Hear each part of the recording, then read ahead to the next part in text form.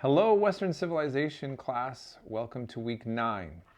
I want to just commend everyone again for keeping up your work when it just, especially as we kind of hit the midsection of the semester and it's easy to get exhausted. And so I just want to, keep celebrating your hard work.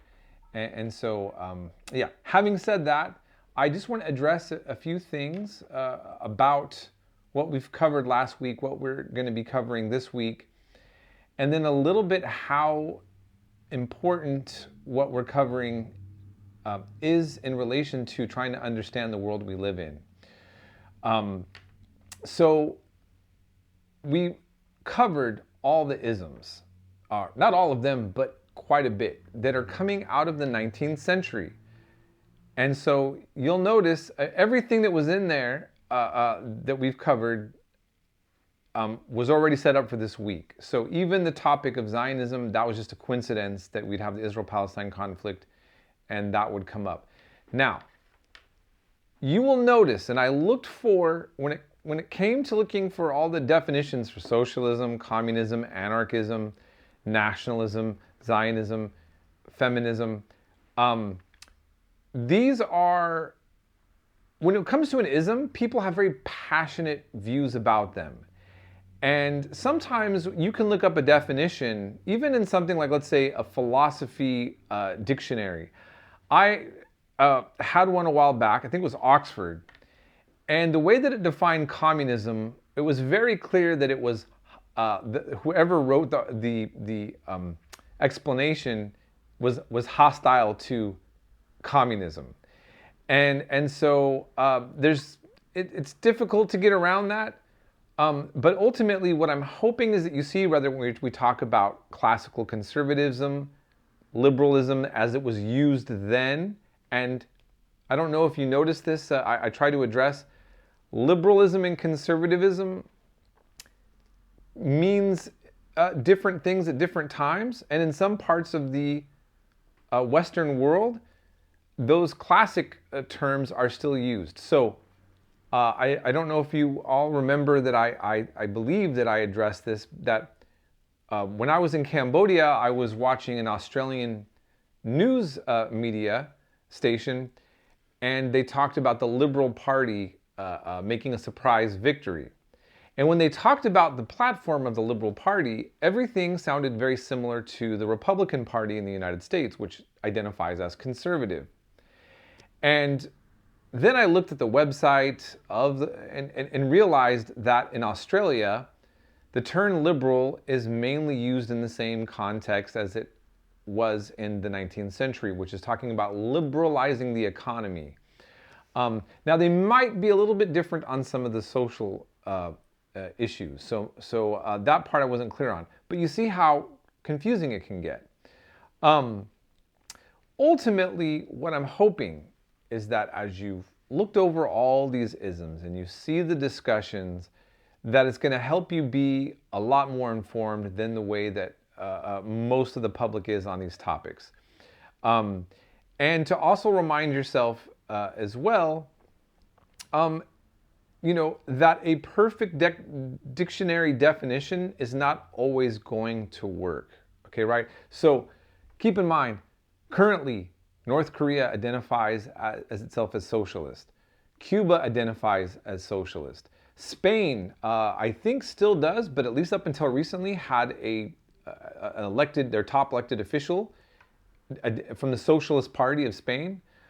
But the elected official, a president or prime minister, at this moment I can't remember if it's president or prime minister, their top position, but Spain had a socialist, North Korea, Cuba, very different societies. How the term socialism also can be seen differently. Currently, China says that they have a system which is socialism with Chinese characteristics. What is that supposed to mean? They also generate a lot of big business, a market economy similar to capitalism. So what does that mean, socialism with Chinese characteristics? Another thing that was mentioned in there, that the Nazis called themselves National Socialists. So again, that's confusing. But Hitler and the Nazis were very anti-socialist, okay? Now, people get confused on this. And in America, there's some political figures that like to try to say that the Nazis come out of the leftist tradition because they use the word socialist, okay? Look, in Europe, this is laughable. Everybody in Europe knows that the Nazis come from the far right. But it's not like the left doesn't have its own complicated characters like Stalin, right? I mean, so I think it's, this is more of a rhetorical game because of the fact that it's in the name, National Socialists. But if you were to analyze this history and you look at the platform of the Nazi Party, they were more focused on nationalism. And they wanted to settle their societal problems by not dealing with class conflict or wealth disparity, but they wanted to deal with the issues of minorities and to reinvigorate the German people and so forth. Okay, so you have that. Right now, with the definition of Zionism, Zionism also takes on many different meanings to different people.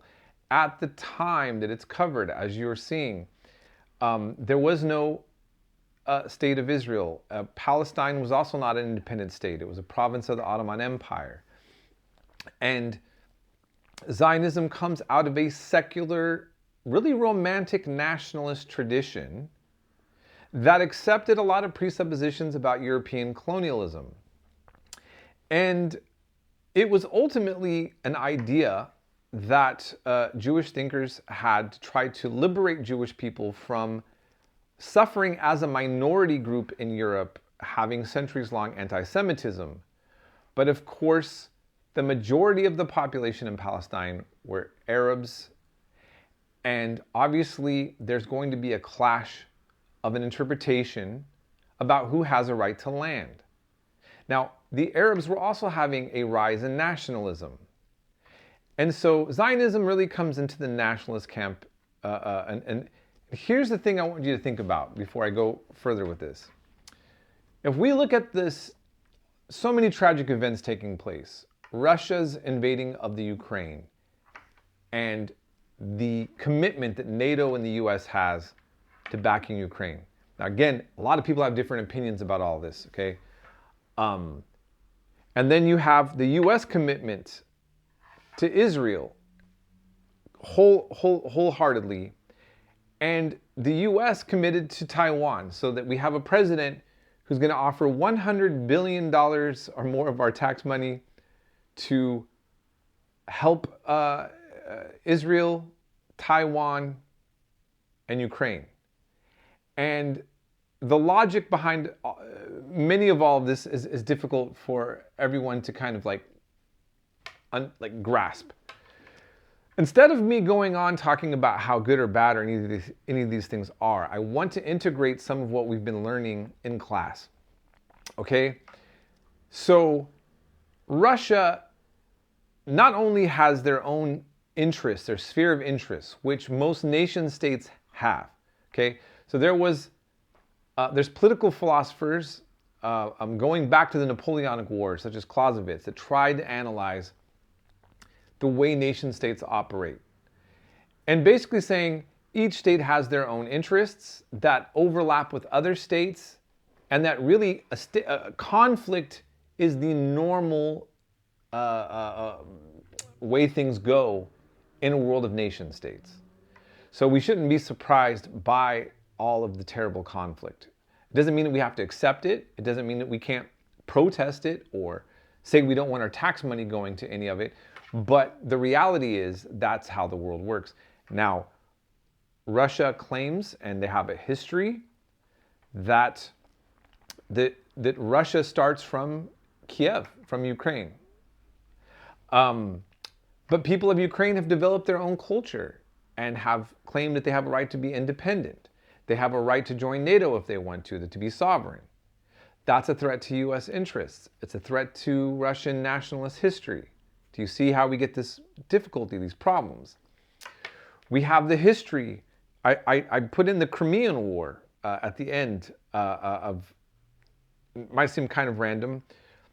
When I showed those Bismarck videos, by the way, and Italy and Greece, and I'm showing the Crimean War, I'm trying to show you how various nationalisms and certain things are going to develop into making more sense about what happens in World War I and World War II. Okay, but going to the Crimean War, Russia wanted or claimed to be a protector of Christians in the area, and they invade the Ottoman Empire, which is ruled by Turkish Muslim Empire. But France and Britain saw this as a threat to the balance of power. And in terms of nation states, and they decided to side with the Islamic power, the Ottoman Empire, against Russia in the Crimean War. That's one of the things I wanted to put at. So this leads me to something else that I'm kind of talking about. I know I'm going all over the place, and I hope you're following what I'm saying. But ideologies really start to fade away when it comes to nationalist, to the interests of the state. And sometimes there's always a question that people have. Are nation states doing something that is nationalist? Or are they using a nationalist ideology to get us whipped up into supporting something that may or may not be good for the nation state? And this is the kind of debate that happens in many various countries. And also, I want to go back to, think about Russia, Britain, France are Christian, Ottoman Empire is Muslim, it didn't matter. Currently, Azerbaijan went and did what Armenia claims is ethnic cleansing in a certain part of Armenia and disputed territories between Azerbaijan recently, in recent history. Armenians are majority Christian. Azerbaijanis are Shiite Muslim. But guess what?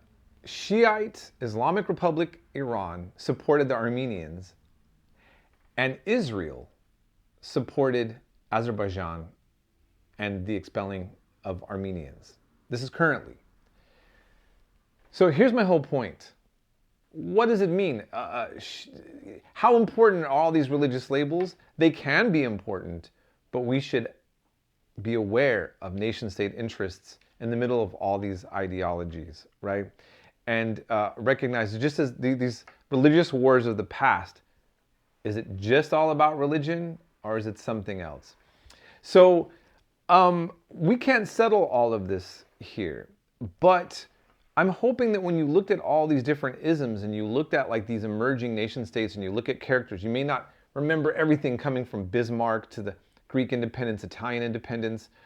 You might still be confused on what to make, regardless of what you think about and saying about in the Middle East. Like what are the origins? How do you process? Who has a right to land? What gives somebody a right to land over somebody else, right? These are some of the fundamental questions that are almost sometimes metaphysical, right? I mean, do you really have a scientific reason that you can say? But most of us have kind of a general similarity of an idea of what gives somebody a right to land over somebody else, or do we? Does a holy book give you a right to land? Does your suffering? Does being there for a certain amount of time? How long do you have to live in a certain place before it gets to be inherently yours? And the whole world is fighting over all of this. Okay, we're seeing some really serious ones right now that our government has decided to fully back and to put a lot of tax money in and to basically, I mean, the one thing we have to remember, whatever you think of this, the U.S. is making an affront on Russia. We are committed to Ukraine. We are a part of that war. The United States has 100% commitment, no nuance to supporting Israel. They give $4 billion a year, and they want us to give more. Taiwan historically has been a part of China, although the indigenous Taiwanese are not even Han Chinese. That's a whole other topic. But that is their traditional sphere of influence. But Taiwanese people have taken on their own identity. We've claimed that we're going to defend Taiwanese independence and invest in that? Is our foreign policy nationalist? What ideology does that fit under? Is it good for capitalism? Is it bad for it? What ideologies would all this fit under? You see, this is where it's complicated. I think I went on long enough. I just hope that you see what I'm saying as a complement to trying to understand how all of what we're learning is fitting into a very complicated world that we're looking at right now.